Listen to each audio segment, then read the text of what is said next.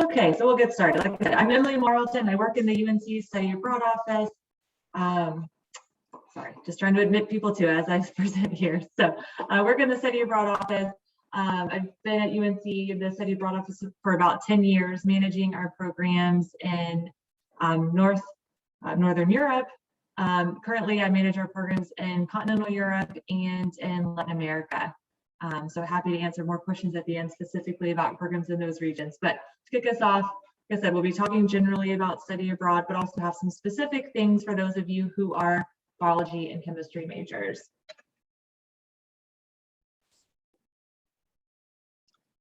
So first, why should you as a biology or chemistry major study abroad?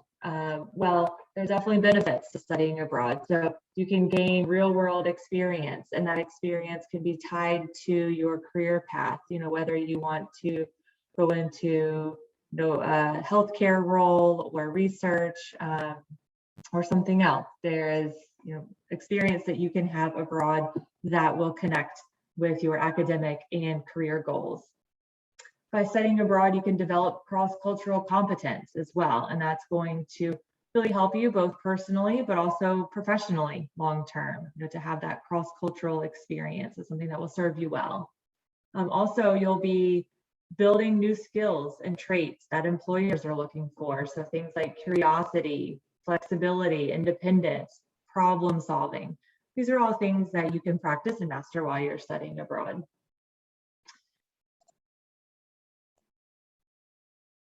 So we're going to talk about some programs that would be just some examples of programs that are a good fit for biology and chemistry majors. So, often we hear students, especially in the sciences, say, well, it's going to be tough for me to study abroad. I have really strict major requirements or, lockstep curriculum that makes it difficult for me to study abroad. The great thing is we have so many study abroad programs that are varying lengths, varying times during the academic year, some during the summer, and different program types too, from research programs to internships to programs that are led by UNC science faculty teaching UNC courses. So a lot of different programs that you can choose from so that you can study abroad while staying on track with your degree requirements. So here's a few examples.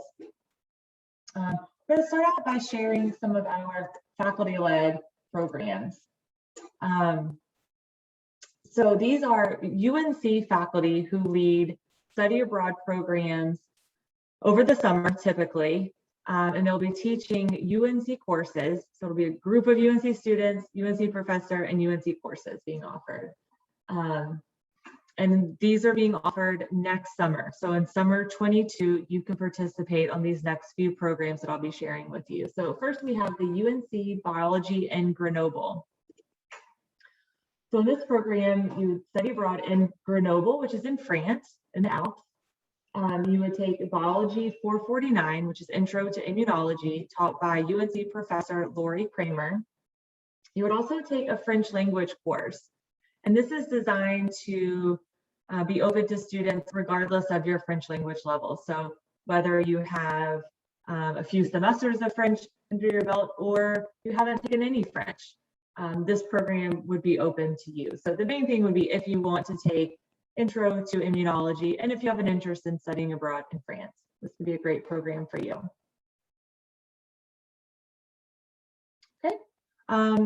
Another program that would be available to you all next summer would be UNC Science in Dublin. And there are 3 different tracks on this program. So 3 UNC courses that you can choose from. There's Biology 202, Biology 490, which is a special topics class. The topic will be medical and biochemistry and disease. Or you can take Chemistry 261, Intro to Organic Chemistry 1. So you would choose one of those 3 courses to take. And then you would also take an Irish Studies course. And those courses can satisfy general education requirements. And you would have a choice of 3 courses. They're usually things like a history or literature. So that course helps you learn about Ireland and put your experience into context.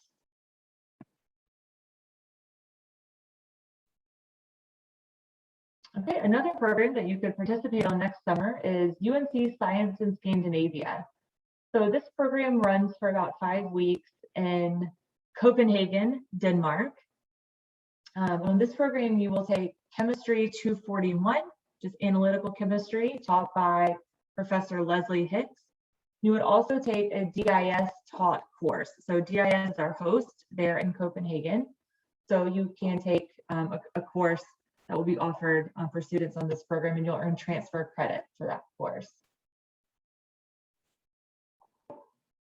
Okay, another example of a program for next summer would be this Healthcare Design and Innovation in Scotland.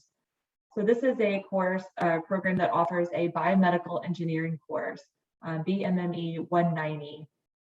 And this is an honors program, which means it's run through the honors, Honors Carolina, but it's not restricted to only honors students. So it's open to all UNC undergraduate students. As long as you have a 3.0 GPA or higher, you could be eligible for this program. So you would earn the honors credit for BMME 190, and then you would take an honors course as well.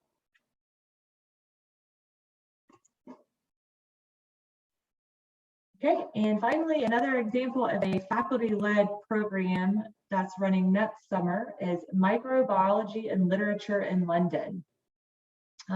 This program is offered in London, England. Again, this is an honors program, but still open to all UNC undergrads with a 3.0 GPA or higher. This program, you would take Biology 480 and Honors 355. So you would get this biology honors credit, and also take this London and Literature, Disease and Science course.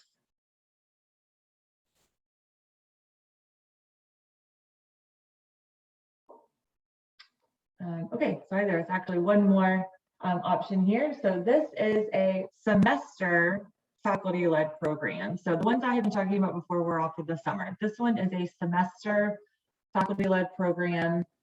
Again, this is offered by the Honors Carolina, and for this, you would take courses taught by UNC professors, but you would also have the opportunity to participate in a credit-bearing internship as part of the semester. So you can see here the courses that will be offered in next fall of 22. And you'll see next fall, the UNC faculty director is from the Department of Health Policy and Management. So this could be interest to those of you who have public health interests for the future. You'll see there's a comparative US and UK health system course, as well as other courses that you can take and earn general education credit for. Okay, so now these are a couple of summer programs that are not UNC faculty-led programs, but these are programs that UNC has approved and we send students on regularly. So one program that's worth highlighting here are the research programs that are offered during the summer. And this is through our partnership with Arcadia. So you can participate in this research program, multiple locations. Really, for this program, you would look on their website and choose which research project you wanted to be involved with, and you would sign up that way rather than your decision being driven by location. But we do have opportunities in England, Ireland, Scotland, and Spain. I mean, these are usually 6 to 8 week research opportunities over the summer. Another example of a summer program that could be of interest to you all is this University of Nicosia Summer in Cyprus program. This is a great fit for pre-med students, as you would be taking pre-med courses and even have an opportunity in the lab to work on cadavers as an undergraduate student. We will not be offering that program next summer, but that could be of interest to you for summer 23. Okay, and now more examples of semester programs. So these are all exchange programs, meaning you would study abroad at one of UNC's partner universities for a full semester or full academic year, and you would be enrolled at that university. So you would have a wide variety of courses available to you, much like you do at UNC. So you could take courses to satisfy major requirements, minor requirements, gen ed requirements, and you would have a variety of courses available to you. You would also be participating in all aspects of student life. So you would live in student housing, you could participate in student organizations, things like that. It's a very independent and immersive experience in these programs. Also, for the costs of these exchange programs, you would pay your regular UNC tuition to cover the academic costs of the program. Great, let's talk a little bit more about academics and credit. So while you're abroad, you can earn credit to count towards elective hours, general education requirements, major, minor, or language requirements, and of course, all study abroad programs automatically satisfy the EE requirement. As you see here, major, minor, and language requirements do require departmental approval. And we do encourage you to meet with your academic advisor before applying to study abroad, just to discuss your academic planning, your degree requirements, to see how study abroad can fit into your four-year plan. This is especially important if you have a lot of transfer credits at UNC, if you're a transfer student here, where you brought in a lot of credits. Also important, for pre-med students, just make sure you're selecting courses to take abroad that will fit into your degree requirement nicely. Okay, I do see there's some questions coming in, so I'm going to hold these until the end, and I'll answer them then.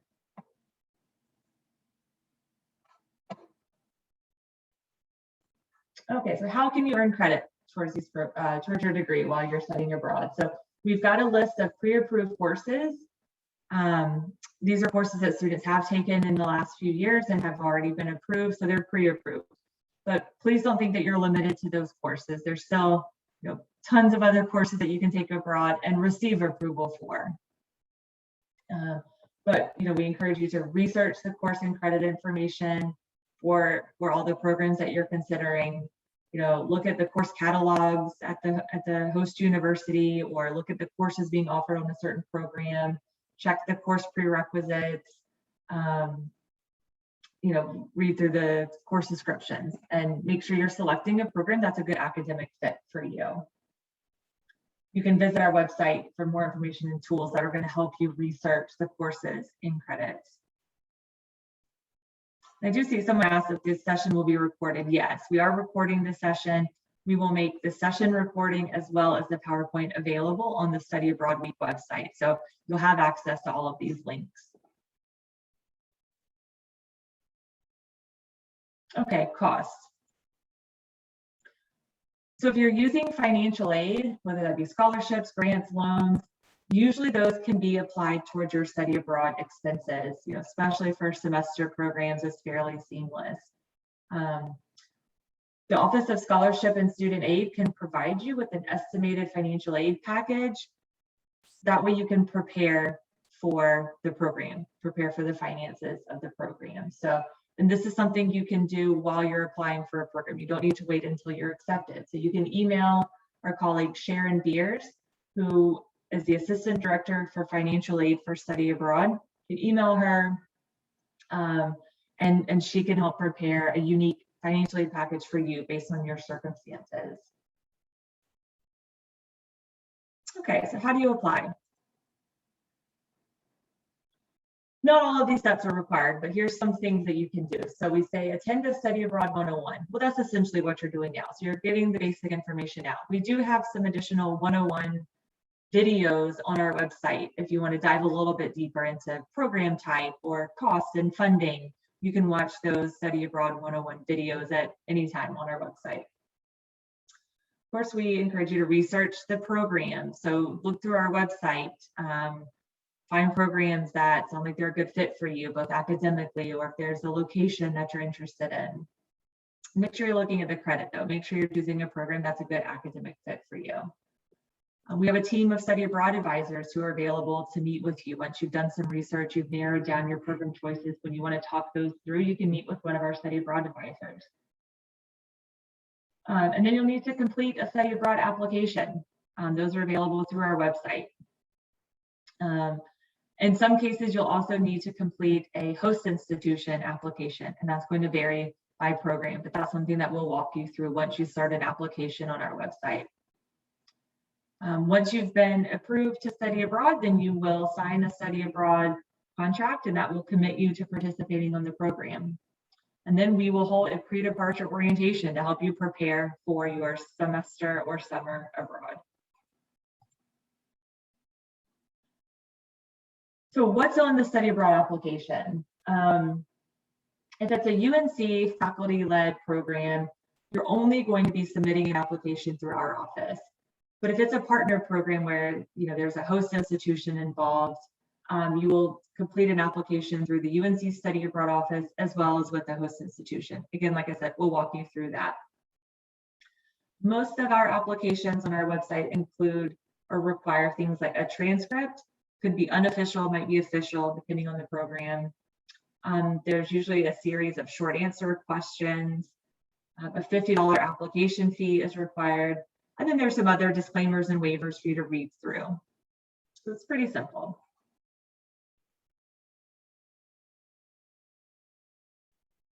So these are our application cycles. So today we are just now starting to receive applications for summer 22 and fall 22. So it opens today, November 15th, and those applications will be due by February 10th. We do have some programs with slightly earlier deadlines, but the latest, our deadline is February 10th. If you're wanting to apply for a spring, let's say spring 23 program, those applications will open over the summer, and most of those will be due on September 10th of next year. One question we get a lot is, can you apply to multiple programs at a time? And no, for each term, you can only apply for one program at a time. So apply for your top choice. If you're not accepted to that program for any reason, we will help you find an alternative program. So you just apply to one program per term. Keep in mind that submitting an application for a program is not committing you to that. You can apply, we'll accept you, and then you will have an opportunity to commit to the program.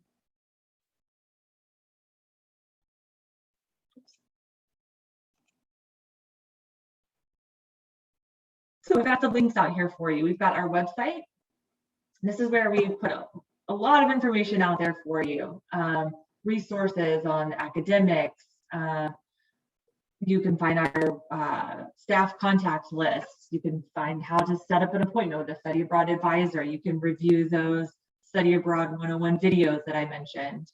Lots of information about scholarships, financial aid, funding your study abroad program. There's also resources out there for parents and family members, and much more. So I encourage you to visit our website and just browse through all the information we have there.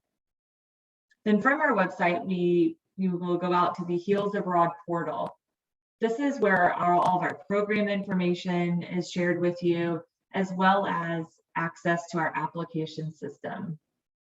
So you can search for programs here, and then once you've narrowed down your program choice, you can click Apply Now and apply for a program. This is just a screenshot of our program search area on the website. So you can search by, if you already know the program name you want to apply for, or you can search by location. And then there's different parameters too. If you want to look for programs with a research component, or you want to search only for faculty-led programs, you do that here. Okay, and just a few words about health and safety. So, of course, we still have the ongoing COVID-19 pandemic. And so over the last year and a half, Study Abroad has made some adjustments to our programming. We have still been sending students abroad. Every semester we've been sending more. Some things that we've changed. We have additional risk assessment procedures in place. So we're really looking even more carefully at each of our program locations and the unique programs within those locations to determine which programs are viable, which are not. So we've been limiting our program portfolio over the last year and a half. So still sending students abroad, but a narrower program offering. We have also added virtual study abroad programs for students who either can't travel or not comfortable traveling. We have virtual opportunities for international internships or other global opportunities. We've also had to just make some tweaks to some of our programs. So, some programs that might have gone to multiple countries, we had to limit them to one country, for example, or we had to, break students into 2 groups to go to a museum because of group size restrictions. So we've been making tweaks to our programs all along too. Then of course, we'll have a thorough briefing with students prior to going abroad to help them prepare for studying abroad in their country, in their host country during a pandemic.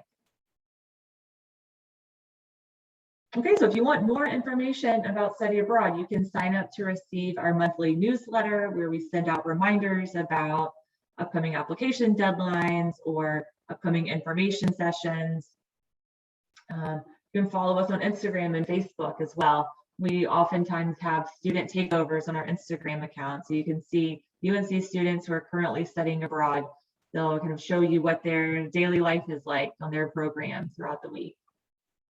Also on our website, we have FAQs and other updates. So, I mentioned we have a somewhat smaller program portfolio that we're offering for the upcoming term. So you can go to our website and see which countries are accepting applications for next year. Okay, and Emily Jackson, are you here? Yes, I'm here.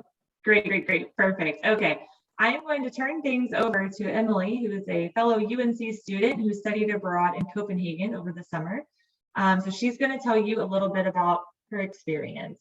And Emily, maybe you can start off introducing yourself, what your major is, where you studied, and then you can dive into just telling us a little bit about your experience. So my name is Emily, as Emily said. I'm a biology and women's and gender studies double major with a minor in medical anthropology.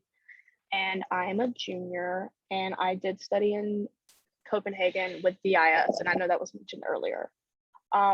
So how are your classes abroad different than your classes at UNC? I think this really depends on where you're studying abroad and like how their program is, but I was in a very smaller class, 15 tops for each class.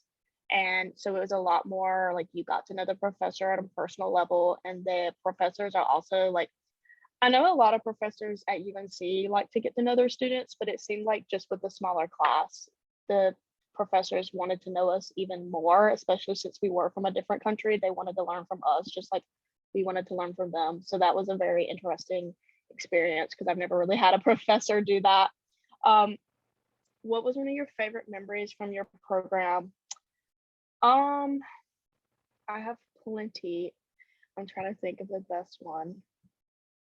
I would have to say that the best tops the list is when we were at a bar, and you can drink at 18 in Denmark. So I was at a bar legally, and Denmark was in the semifinals. No, quarterfinals, and went to the semifinals. That's what it was. And everyone was excited because that's the farthest they had ever been, in soccer or football, as they called it, in years. So when that happened, everyone rushed out onto the street, and there was a huge plaza where you could gather, and everyone rushed out there. They started doing were lighting stuff up, and smoke went everywhere, and it started pouring rain, but everyone was still cheering and stuff. And just being able to see everyone from this country come together and celebrate something, even if it is just football, it was very nice to see, because I feel like the closest thing we have to that here is when we rush Franklin, and still that's not a countrywide thing. So it was very nice to see the country coming together and feel like I'm a part of that, because I was there and I got to experience it. And what advice do I have for students who are considering a study abroad program? I honestly would just say go for it, because I was very on the fence about which program I wanted, and then I got overwhelmed, and I was I really don't know, is this for me? Because there were so many options, and I am a biology major, and as I'm sure many of y'all here know, since you are at the STEM session, it is very overwhelming to try to study abroad, even in the summer when you are a STEM major. So I would just say go for it, even if you're second guessing yourself and you're worried you're not going to get the requirements, because you'll end up loving it and you will get some of your requirements. Like I got a biology elective, I got a class for my women's and gender studies major, and then I got a gen ed class. So I just knocked 3 classes out over the summer while in another country, and I really enjoyed the classes. It wasn't just something like I just signed up for. So just go for it, don't second guess yourself, and be ready to be uncomfy, because what else do you expect being in another country? That's all I have, unless anyone has questions, or Emily, you want me to say anything else? Thank you so much, Emily. That was great. I think you hit on all the highlights. And please, folks, if you've got a question for Emily, you can pop it in the chat. I'm going to try to make my way through some of these questions. I think some of the early ones I might have actually ended up touching on. Anyway, I see a question here. Where can I find the cost for the UNC Science in Dublin program? Yes, all of our study abroad programs have a budget sheet on our website. So if you go to studyabroad.unc.edu, search for programs. So for example, you can pull up the UNC Science in Dublin Study Abroad program. There's a cost and funding tab or a budget tab where you can see the cost for the program. But keep in mind, we're still updating the cost for summer 22. So some of the costs that you might see out there are from a previous summer.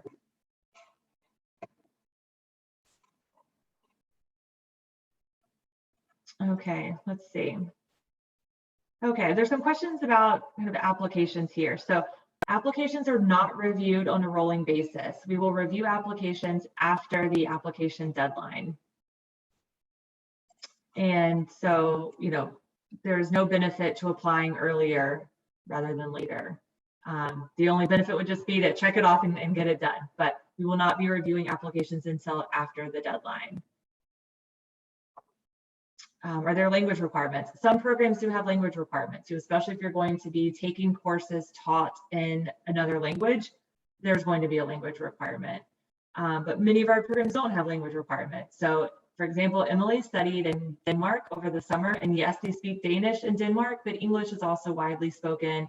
And on the DIS program, everything is taught in English, so there was no language requirement. Okay, are there any programs where you study abroad with a group of UNC students without it being faculty-led? I would say some of our programs, like for example, the DIS program that Emily participated on, will have other UNC students. So gosh, what do we have? I think we had about 30 or so UNC students at DIS at some point during the summer. But then there were, a few hundred other students from other universities there as well. So, and then for some of our exchange programs, we might have, 2 or 3 UNC students going on the same program in a given semester. So yes, there will be opportunities for you to study abroad with other UNC students on programs that are not faculty led, but just know there would be other students there as well, whether they be local students or other US students who are participating in the program. And I realize it's 4:30 and I know this session has officially ended, and if you guys want to pop over to another session, that's fine. Feel free to pop out, but I will stay on to just keep answering some of these questions. So there's a question here about, is there any maximum credit limitation for study abroad? So yes, for a semester program, the max number of credits you can transfer back would be 18. And the minimum number of credits required for a semester would be 12. Okay. Let's see. How long does the spring semester program last? Well, it depends. If you're studying at an exchange program at one of our partner universities, it's going to be whatever their academic calendar is. So some of those could run from January to May, much like UNC, but others might be February to June. Or in Germany, we have some that don't start until March or April, and then they run through July. So that's really going to vary from program to program.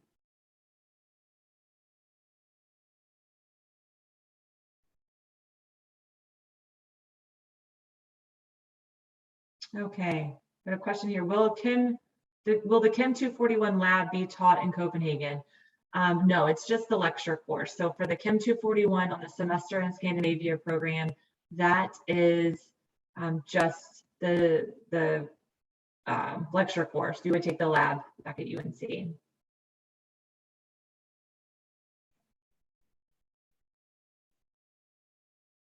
Yeah, and that's the same for the other, like the Chem 261 course. That would just be the lecture course as well. I think we have a couple of questions about how competitive are these UNC science programs.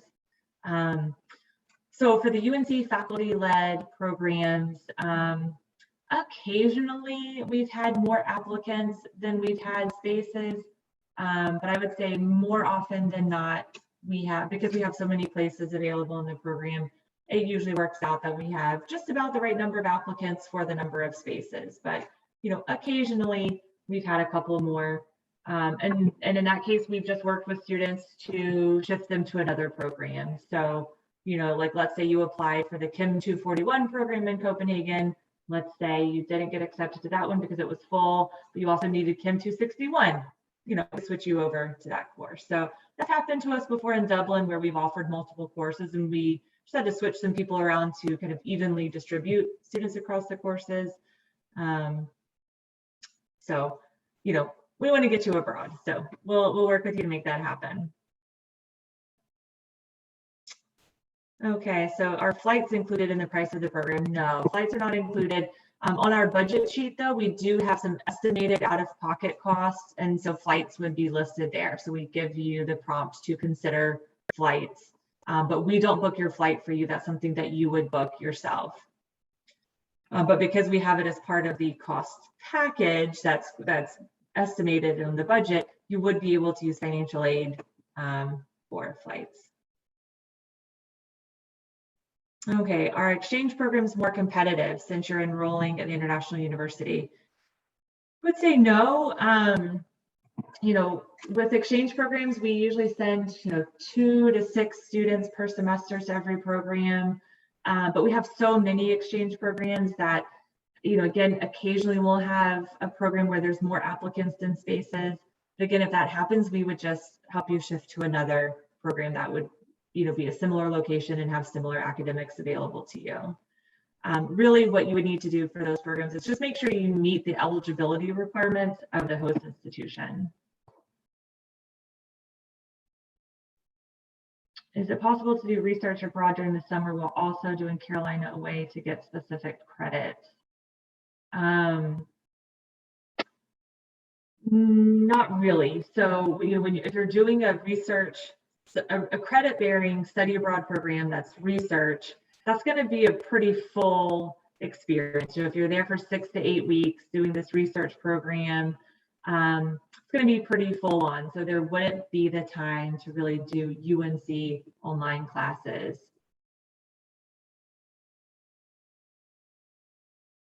Okay, so would you know who else is doing the program? Yes. So before you study abroad, we would connect you with the other students who are participating in that program if there are other UNC students. So, you could have their name and email address.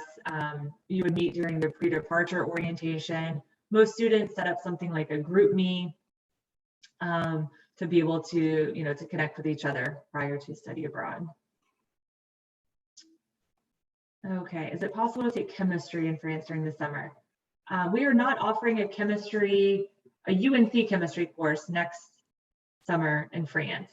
Likely we will in summer of 23, we will likely resume offering a chemistry course in France. For next summer, the UNC course that we're offering is that immunology course, but in previous summers we have offered chemistry, and I suspect that we will again in a future summer. Okay, any other questions for me or for Emily? I'm sorry if I've overlooked one of your questions. If I haven't answered your question and you're still in here, feel free to type it again or even just unmute yourself to ask.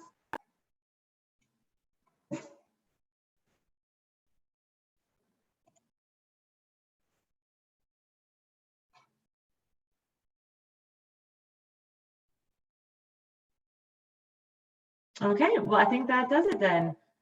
Thank you so much for joining us today. I hope you'll check out some of our other Study Abroad Week sessions. There's more going on right now.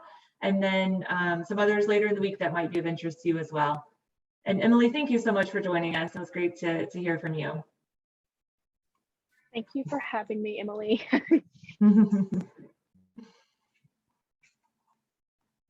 Okay, bye everyone. Thank you.